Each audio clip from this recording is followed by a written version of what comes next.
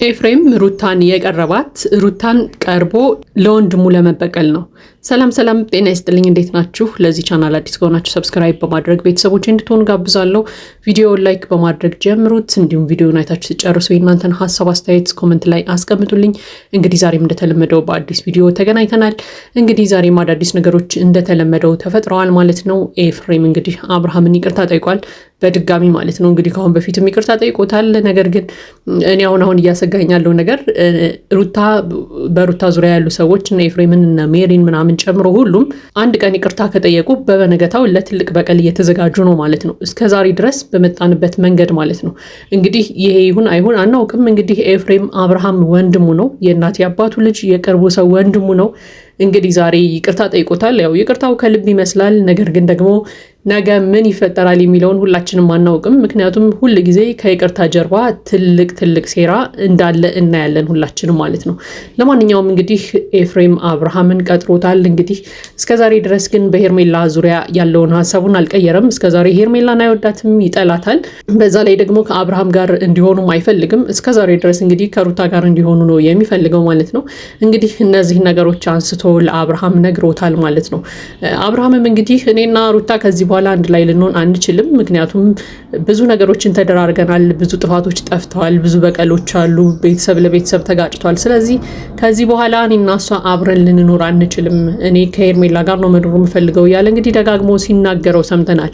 ነገር ግን እኔ በጣም የገረመኝን አንድ ነገር ልንገራችሁ። ኤፍሬም እንግዲህ አንድ ነገር ሲናገር ሰምተነዋል። እኔ ከዚህ በፊት ሄርሜላን አላውቃትም፣ ስለማንነቷም አላውቅም፣ ነገር ግን በቃ አንተ ጋር ሁና ከማያት ወይ ደግሞ ስታወራም ከምሰማው ምናምን ነገር ነው ሄርሜላን የጠላኋት እያለ ነበርና እኛ እኮ ስንጠብቅ የነበረው ኤፍሬም የሄርሜላን ትልቅ ሚስጥር ይዟል ብለን ነው። ምክንያቱም ከአሁን በፊት ሲናገር ሰምታችሁ ከሆነ የሄርሜላ መረጃ አለኝ፣ ትልቅ ሚስጥር ይዤባታለሁ፣ ትልቅ ነገር ደብቀዋለች አብርሃምን ምናምን እያለ ነበርና ሁላችንም የምንጠብቀው ኤፍሬም ያንን ሚስጥር እንዲያፈነዳው ነበር። ዛሬ ግን ምን ሲል ሰማ ነው? እኔ ሄርሜላን ከዚህ በፊት አላውቃትም፣ በቃ የትም አግኝቻትም አላውቅም፣ ከዚህ በፊትም አንተዋወቅም፣ እኔና ሄርሜላ ስለሷ ማንነትም አላውቅም፣ ብቻ በቪዲዮ ምናምን የወጣች ከምታወራው ከምትናገረው ነገር ተነስቼ በቃ ጠላኋት፣ እንዲሁ ጠላኋት ነው ያለው። እና ይሄ ነገር በጣም ነው እኔ እንደግል አናዶኛል ሁላ እውነት ለመናገር። ምክንያቱም እኔ ከኤፍሬም ትልቅ የተደበቀ ነገር ሄርሜላ ላይ እንደያዘባት ነበር ማስበው። እና ሁላችንም እንደውም ለምንድነው ይሄን ነገር ይፋ ማያወጣው ሁላ እያልን ስንናገር ነበር። አይታችሁ ከሆነ የሆነ ጊዜ ራሱ ከዴቭ ጋር እያወራ በቃ ከካሜራ ጀርባ አሳይሃለሁ የሄርሜላ ሚስጥር አለኝ ምናምን እያለ ሁላ ሲናገረው ሰምተን ነበርና ያ ነገር ሁሉ ውሸት ነው ማለት ነው። በቃ ምንም አይነት መረጃ የለውም ስለ ሄርሜላ። ከዚህ በፊትም አይቷት አያውቅም፣ ተገናኝተው አውርተውም አያውቁም ከአብርሃም በፊት ማለት ነው። ጭራሽ ማያውቃት ሴት ሆና ነው የተገኘችውና እንዲሁ ከመሬት ተነስቶ ነው የጠላት። በቃ አብርሃምም ሲናገር ነበርና እንዴት ዝም ብለህ ከመሬት ተነስተ ሰው ትጠላለህ? ቢያንስ ሳታውቃት ስለሷ ማንነት ሳትረዳ እንዴት ትጠላታለህ እያለው ሁላ ነበርና ኤፍሬም ሄርሜላንም ይጠላት አብርሃምና ሩታ መሀል ስለገባች ብቻ ነው በቃ እንጂ ሌላ ምንም አይነት ምክንያት የለውም። እና ደግሞ እስከዛሬ ድረስ አብርሃም ከሩታ ጋር እንዲኖር ስለሚፈልግ ብቻ ነው ሄርሜላንም ይጠላት እንጂ ሄርሜላ ላይ የያዘባት የተደበቀ ሚስጥርም የለም፣ ምንም አይነት ነገር የለም ማለት ነው። ስለዚህ እንግዲህ ዛሬ ሲል እንደሰማ ነው ኤፍሬም ከዚህ በፊት ሄርሜላ ጋር አይተዋወቁም፣ የሄርሜላም የያዘባት ሚስጥር የለም። በቃ ዝም ብሎ ከመሬት ተነስቶ ነው ሄርሜላን ሲጠላት የነበረው ማለት ነው። ለዚህም እንግዲህ አብርሃም ከዚህ በኋላ ስለ ሄርሜላ ጭራሽ እንዳታወራኝ እያለ እንግዲህ ሲናገረው ሰምተናል። ስለ ሄርሜላ ምንም አይነት ወሬ እንዳታወራ፣ በሄርሜላ ጉዳይ ከቀጠርከኝ ሁላ አንገናኝም፣ ስለዚህ ዛሬ የቀጠርክብኝን ምክንያት ንገረኝና ልሂድ ምናምን እያለው ነበረ። እንግዲህ ኤፍሬምም አብርሃምን ይቅርታ ጠይቆታል። እንደ ታላቅ ወንድሜ አላከበርኩህም፣ አንተን በጣም ማክበር ነበረብኝ፣ የምትነግረኝን ነገሮች መስማት መቀበል ነበረብኝ፣ ስለዚህ ይህን ነገር ስላላደረግኩ ይቅርታ ብሎ እንግዲህ ይቅርታ ጠይቆታል። ያው እንግዲህ እኛ ስንለው የነበረው ነገር ነው። አብርሃምና ኤፍሬም ወንድምና ወንድም ናቸው።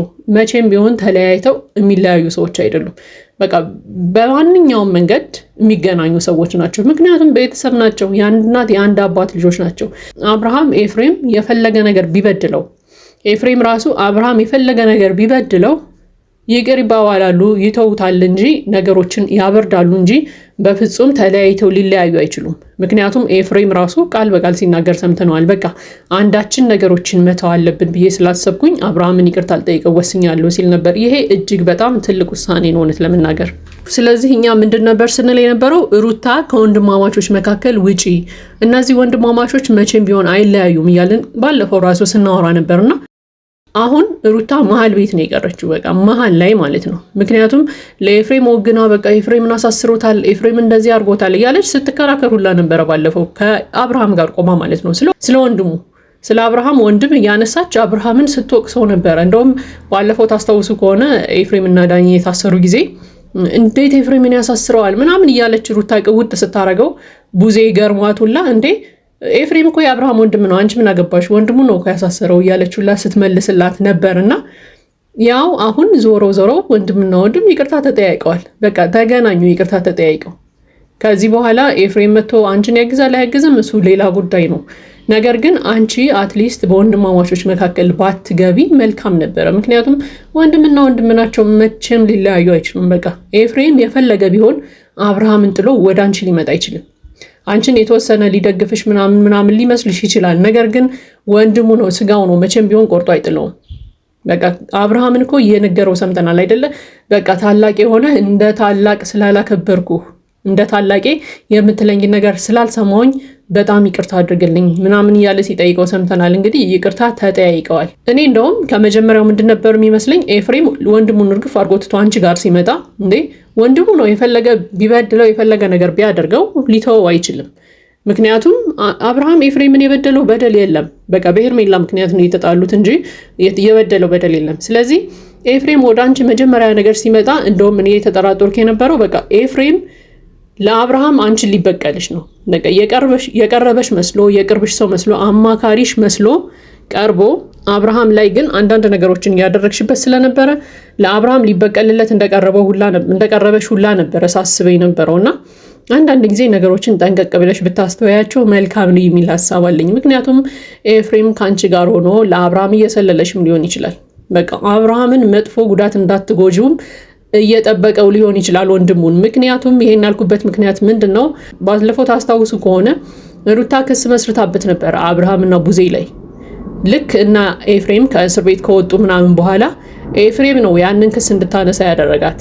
በቃ ተይው ነገሮችን እናብርድ ምናምን ብሎ ሩታ አብርሃም ላይ ያነሳቸውን ክስ እንድታነሳ ነው ያደረጋት ኤፍሬም። አያችሁ፣ የፈለገ ቢጣሉ ከወንድሙ ጋር ለወንድሙ ግን ማሰቡ አይቀርም። ወንድሙንና እህቱን ሩታ ስለከሰሰቻቸው ሩታ ጋር ተነጋግሮ ሩታ ክሷን እንድታነሳ ነው ያደረጋት ወዲያው ማለት ነው።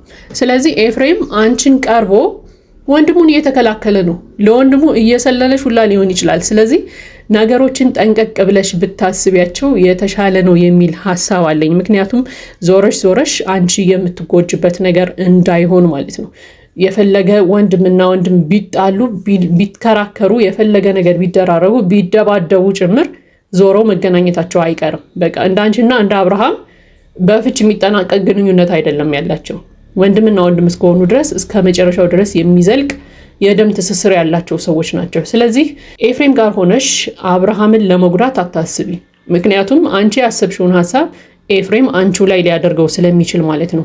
ምክንያቱም ብዙ ጊዜ አንቺ ጋር ሆኖ ወንድሙ ጋር ቢጣላም ቢጨቃጨቅም ምን ቢልም ነገር ግን ወንድሙን የሚጎዳ ነገር እስከዛሬ ድረስ አድርጎ አያውቅም። ወይ ደግሞ አንቺ ወንድሙን ለመጉዳት እንኳን ክስ ስትመሰርቺ ክስሽን አንሺ ብሎ እንድታቋርጭ እንዳደረገሽ ስለምናውቅላችንም ማለት ነው። ስለዚህ ነገሮችን ረጋ ብለሽ ብታስተውያቸው፣ በስሜታዊነት ባትሄጂ፣ ወይ ደግሞ አብርሃምን የሚጎዳ የሚመስልሽ ሰው ሁሉ ጋር በሙሉ ባትተባበሪ መልካም ነው የሚል ሀሳብ አለኝ።